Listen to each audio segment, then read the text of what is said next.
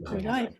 And we are live. Hello and welcome to the Donegans Christmas speech, which we're very looking forward to. So welcome to the Donegan Christmas speech. Katie, do you have a wish for Christmas? What is your Christmas wish? I do have a Christmas wish. My Christmas wish is, of course, that all children around the world, in all the great nations of this earth, should join together in beautiful harmony, hold hands, feel peace, feel happy, and learn about global index funds from birth. That is my wish for the world. I love your Christmas wish. I love your Christmas wish. Do you have an additional Christmas wish that you would like to add? Yes, my Christmas wish is for £2 million to be deposited tax-free into my offshore account monthly.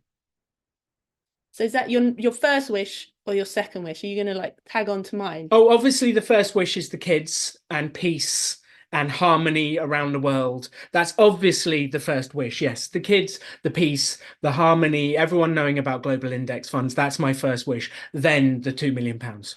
Nice. Yeah. Do you have another Christmas wish, Katie? I do. I have three wishes in total. I love that. Number one, of course, that all the children around the world should join in harmony, holding hands, feeling peace and love in their hearts whilst learning about global index funds. My second wish, I'm going to take yours. I like that. £2 million to be deposited in an offshore account, tax-free. No one knows the details. Maybe I'll share it with you. Once a month would be nice, thanks. Perfect. And then finally, I think my third wish is for a lifetime supply of pineapples. And Lego. And Lego. Pineapples and Lego. That's definitely what we want, is pineapples and Lego. Okay, that's sounding good. But I think we could change the order just very slightly. You think you want to tweak the order? Because, you know, if we were to get one wish only fulfilled, you think maybe we should tweak? So not... Let's start with the cash. I'll put the cash first. Put the cash first. And then second, the Lego. And pineapples. And pineapples. And third, obviously, the kids. We can't think about the kids. Stuff, yeah. We must remember the kids. Do you have a fourth wish? I think I've got a fourth wish. Okay, so we're going 2 million tax-free money showing off in our offshore account. That's going to be first. Yep. Second, lifetime supply of pineapples. And Lego. And Lego. Third, I think I will vote for all my enemies to revenge upon those enemies, and they will burn in hell for eternity. Is that active fund managers? I didn't say that. We can't say that. And then the kids. Obviously the kids. We have to remember the kids. But look, there is an actual serious message here. So welcome. Is that serious? Well, maybe it's not quite a serious start. So welcome to the Donegan's Christmas speech. And this is our Christmas message 2023. Obviously, we're not competing with King Charles. We're doing our own version. This is our own thing. So the question is, what's your Christmas message? So we have Joel here, we have Sam here, we have Ruth here, everyone's here, the McFlips are here. Like, what is your Christmas wish? Because we joke about these things, but actually many people want to fix the world before they look after themselves. And if you're flying on a plane, in the instruction when they're telling you like how to look after yourself, do they tell you to take the oxygen mask and put it on your kids and your significant other first, or do they tell you to put it on yourself first?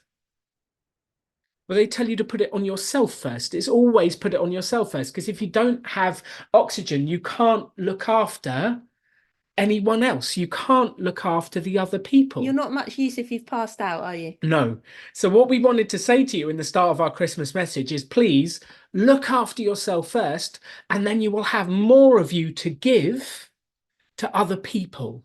And people kind of think that it might feel selfish, but it is the most selfless thing that you can do, so that you are strong and happy and healthy and able to give to others. Because if you give out of not having something to give, then you're just going to be a mess, and they're going to need to look after you And that's not what we want, is it? We want you to be happy and healthy first. So go and look after your finances. Look after your own finances first so that you can have the freedom and the time and the space to spend your energy and time on what's important to you. Look after your health.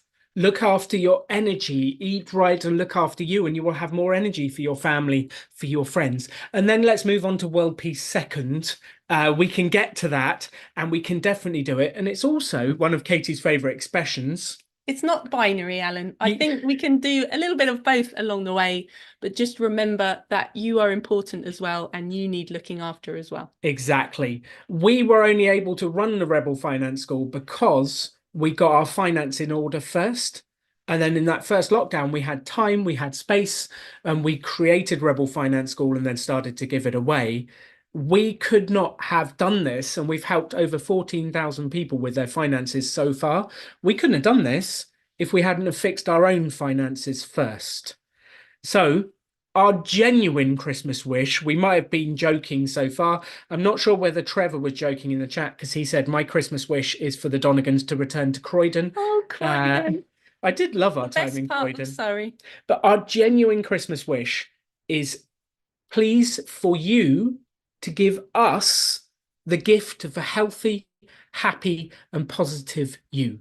That's what we want. So to hear and Al and Sam and all of you, we want you to give us the gift of your happiness, because I can't make you happy. Like, I'll try. I might be able to force some of you to be happy for a while, but it's probably not going to be last. That sounded a bit aggressive, didn't it? Aggressive, forceful happiness making is probably not a long-term strategy. But yeah, it's that whole thing that we can't make you happy. We can give you our energy and our enthusiasm, and I hope you can feel the passion from us that we want you to get your lives the way you want them to be, get your finances the way you want them to be, so that then like everyone wins, don't they? So that we can all be happy together. Exactly. Christmas season, Exactly. holiday season. Joel from LA says, done. Thank you, Joel. That the biggest gift you can give me is your happiness, all of you. And send me pictures of your happiness. That would just make me even happier. Ronya says that she's missed the pineapples, so they're back. They're back.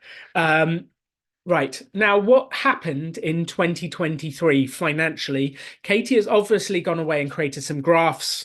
You must have a graph. I love to see Sam rubbing his hands together for the Christmas graph. The cold or for the excitement of the graph. Let's go with the excitement of the graphs. Definitely. So this is what happened to the value of the FTSE Developed World ex-UK fund, which is one of the Vanguard Global Index funds that you can invest in the UK. So at the beginning of the year, it started. This is if you just look once a year. And we're not quite to the end of 2023, so I've done as of today. So you can see that that's gone up quite nicely. Started about 500, ended about 573. And if you were to have checked monthly, this is what you would have seen. That's the chart you would have seen throughout the year. So it started at £503 in the 30th of December last year, and then has gone up to £575, which is an increase of 14%, 1.4%. Not too shabby. That's pretty good. So this is what would have happened if you looked once a year or once a month. That would have been your experience of things that had changed over the year. But that's not what some of you are doing, is it? No. Some of you have been checking every day. And you are in for an absolute roller coaster of a ride. This is like, I'm just feeling stressed thinking about looking at this every day. It goes up. It's going down. Oh, look, it went up to 547, but then it's gone down. Now it's up to 536. Now it's down to 507. And I've lost everything I made during the year. I've lost everything. That's what people said to us at this point. Exactly. And then it's gone up in, oh, is it going up? Then we're going down a bit. Oh, it's been going up. Oh, up, down, up, down, up, down, up, down. And all the way, oh, the hokey cokey, in, out, shake it all about. It's gone down, it's gone up, but we gained some stuff, and then it's gone down. And I can feel my adrenal glands that they're going to be used up in my early 30s. I'm not in my early 30s, but that's how I feel. And then it kind of crashed down in October. And I don't know if you saw the video we did about us losing 50 grand that month. We lost, we didn't because we didn't sell, but people were messaging us saying, I feel like my pension is disappearing. And the stress, and then you ask them and they're checking once a day and they're feeling so stressed. And then it climbed back up for the end of the year. And guess what's going to happen in the future? It's just going to go up and down and up and down, but overall, it will go up over the long run. And guess what? It was the same increase whether you would have looked every single day or once a month or once a year. So, what is our message here? Well, the question I wanted to ask you all is how much do you want to torture yourself? Yes. Do you want to torture yourself by looking daily and feel the pain of the ride? Or do you just want to check monthly? Or do you just want to check yearly? And our big request is please do not check every single day. It will just I'm feeling stressed now. I can feel it in my heart, and that's just reliving it for the year. Don't check every day. It's just not worth it. Okay, so that's enough said on that message. Moving on, what happened in Rebel Finance School in 2023? It was a crazy year. We ran it in the UK. We were in the building. Some of you are in the building at the Christmas party right now. Hello, Christmas party. We've had 133,000 views of the content we created for Rebel Finance School so far, and we had 7,200 people coming a week on average, if you include all the catch-up figures, which is just insane. That's a lot of people. Insane. So far, 2020, we had 133 people come. Shout out to the original gang that it was called Take Control of Your Finances back then. We got Dom that was on that one. Anyone else that came to TCF? Give us the whoop whoop in the chat. Joel came to some of it. Then 2021, there was 346 people. Then Katie was featured on page 3 of The Sun, and we had 5,304 people. I was in The Sun. It was not page 3.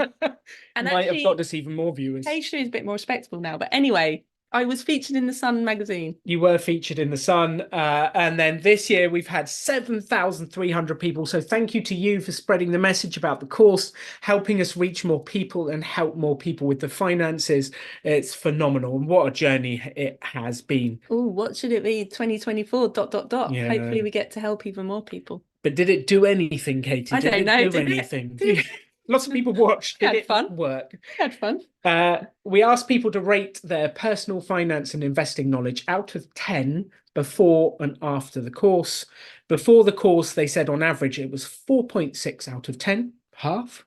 And then after the course, it went up to 8.2, baby. 8.2, which is a huge difference in finance and investing knowledge. Oh, Jan says that they've been with us from the start of come every year. No way, that's awesome. And then we also asked you, how in control of your finances are you? Again, before doing the course and after the course. And before was 5.9. People said that's in how they felt in control of their finances, which is interesting. That's higher than their finance knowledge.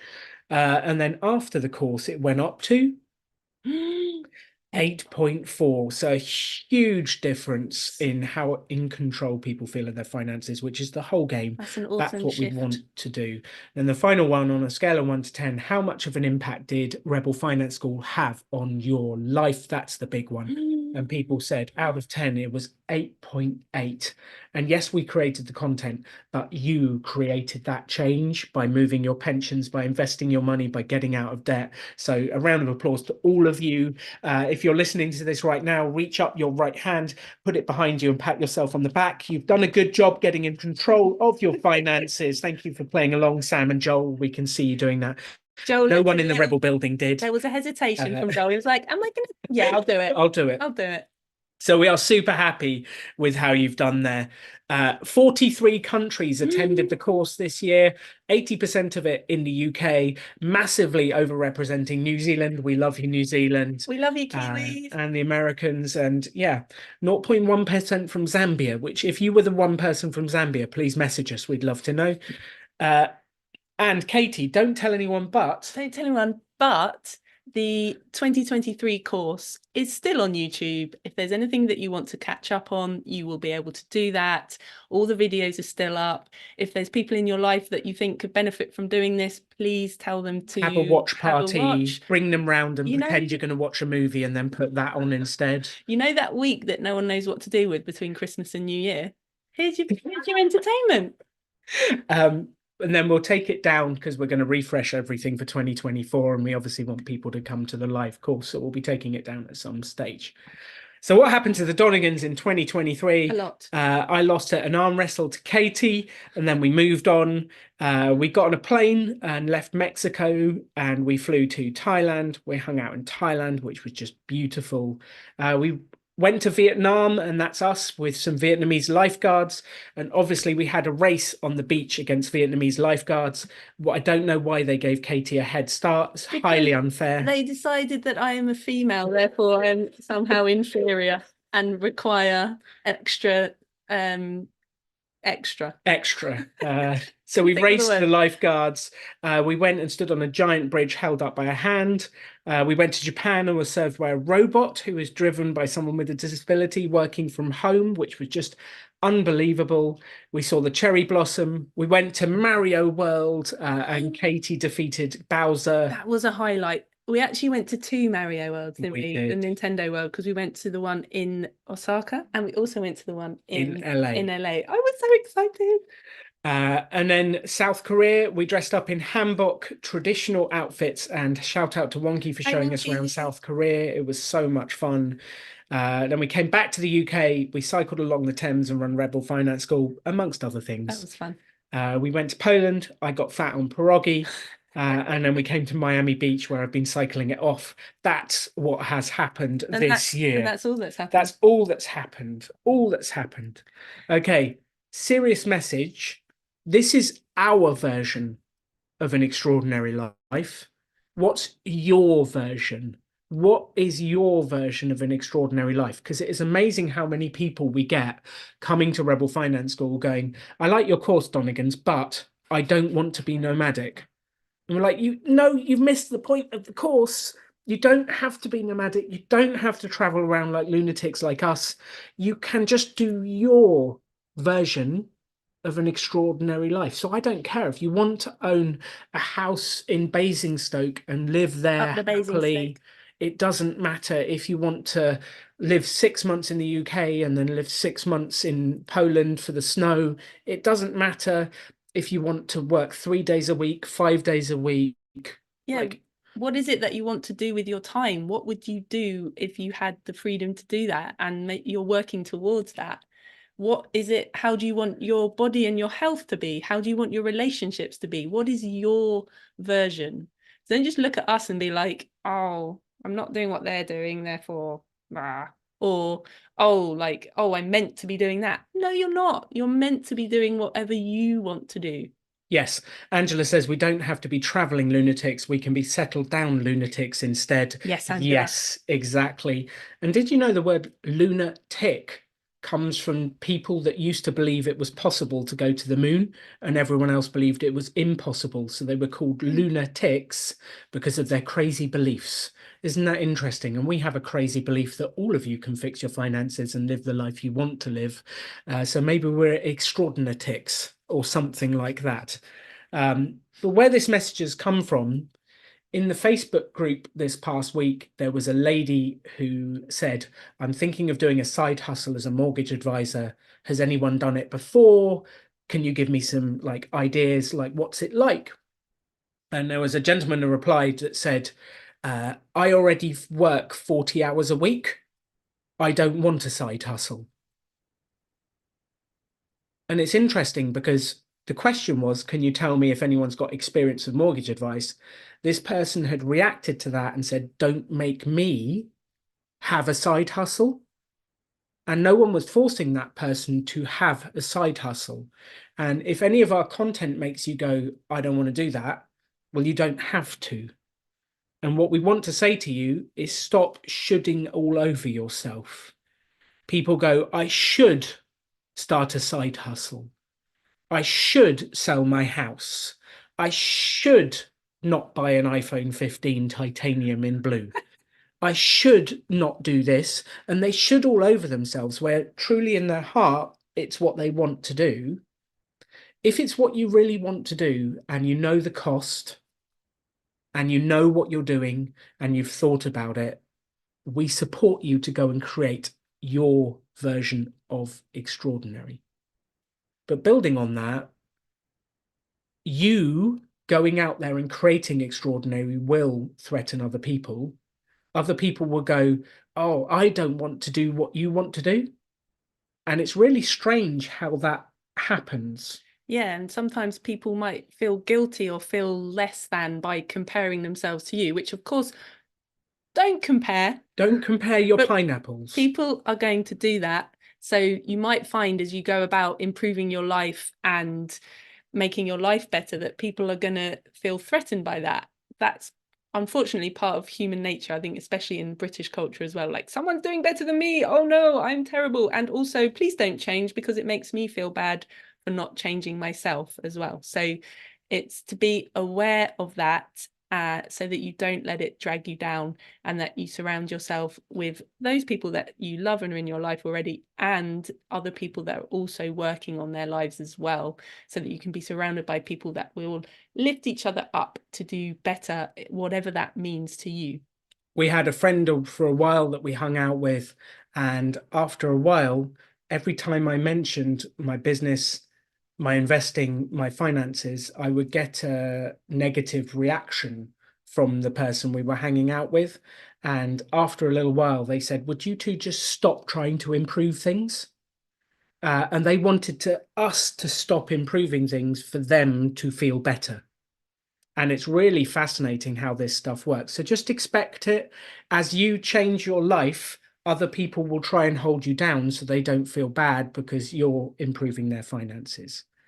So we're going to move on from this section and ask you the question, what are you going to do in 2024? What are you going to do? What fun are you going to have? What vision are you going to create? And I put it to you that you should be a 1%er. What does that mean? It means look for ways that you can improve your life by 1% in different areas as well. Maybe it's in your health, maybe in your finances, maybe in your relationships, maybe in your home, and you want to improve things around your home. So just those 1% improvements, you would be amazed where you end up. So let's make a graph, Alan. Should we We make a love a graph? graph. Let's make a graph We because love we a need a graph. graph. So let's say that you started at a level 1, whatever that means. You're at a 1 in that area of your life. And if you were to make just a 1% improvement every day for 3 months, where would you end up?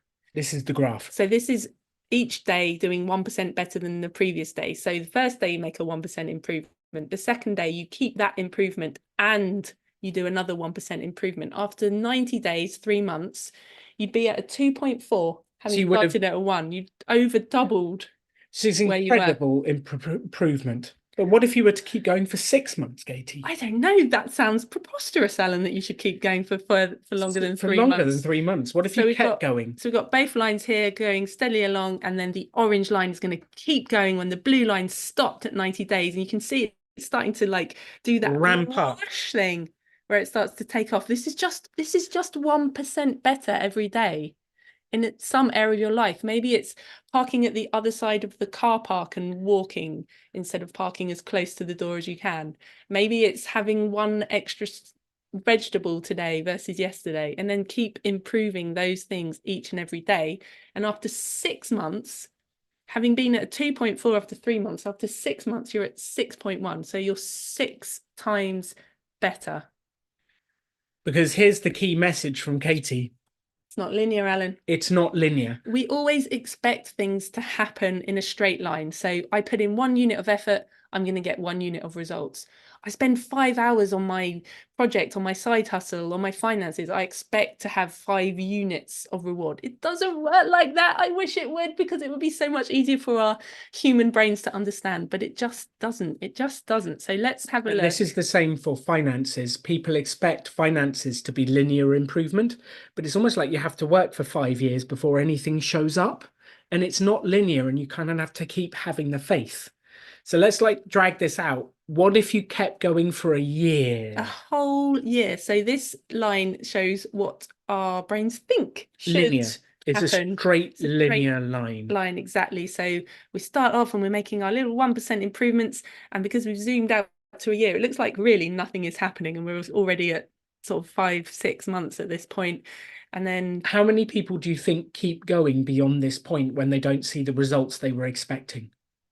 Do you think they're pumped to keep going, or do they give up at this point? because they haven't seen the results. Because they're below that line that they're expecting to have the results happen. So then we've got to the 6 month point, and this lone wolf is going for it. 1% improvement every day for the second 6 months of the year. And then, and only then, and we've got to like 3/4 of the way through the year, and only now, like, oh, suddenly I'm doing better than like I thought I was, and than I thought I should be, should I say. And then you can see like the whoosh, the exponential, that hockey stick, the compounding, where those small changes that you've been making every day, every day, every day, just keep going, building on the last day. You'd be at 37.4, Alan. You would. But where do most people give up? After about 10 or 15 days and they haven't seen the results they expect, they give up. Where do people give up with finances? They maybe do it for 6 months and then they're like, oh, I can't be bothered to track my finances anymore. It's not making any difference. Well, if you kept going over time, it makes an incredible difference. So the question we have for you is, what 1% changes could you make? Tiny changes to walk a few more steps, save a few more pounds, dollars, whatever currency you work in, to say I love you like 1% more to the person that's special in your life. Doesn't matter what those 1% changes are, but what changes could you make to really improve your life in the next year? And then we kind of come to the happy Christmas part. We want to say to one and all, Happy Christmas, Merry Christmas, Happy Holidays if you don't say Merry Christmas. Whatever it is, we just want you to be happy. And our true one Christmas wish is not for me to look this camp at all times. Actually, our true Christmas wish is for your health, happiness, and positive. So please give us the gift of your health, your happiness, and your positivity, and then tell us what you are going to do for yourself.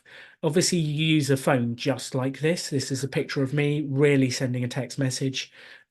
We want to know, tag us in Facebook, send us an email at finance@therebelschool.com, or write to Santa. We don't really care. Tell us what you are going to do to work on your happiness, your positivity, your finances. What are you going to do for you? Because that is what we really care about. So that brings us to the end of our Christmas speech 2023, 27 minutes of our Christmas speech. Thank you for tuning in. That is the end. We are going to hang out and answer questions and chat to anyone who wants to chat to us for the next however long. If you wish to escape, you are free to escape. Happy Christmas. Thank you so much for tuning in. If you're on YouTube, feel free to come over to the Zoom and ask us actual questions. Ruth, if it's 9:30 and you actually need to go and see your husband and say Happy Christmas and give him a hug, he's like, nope, I'm staying here. And if you do come on and chat to us, you will be on YouTube as well. Should we end the YouTube? We can end the YouTube. End the YouTube. Okay, you won't be on YouTube. You will, because we're ending YouTube. Goodbye, lovely YouTube people. Merry Christmas. Merry Christmas. So YouTube has ended.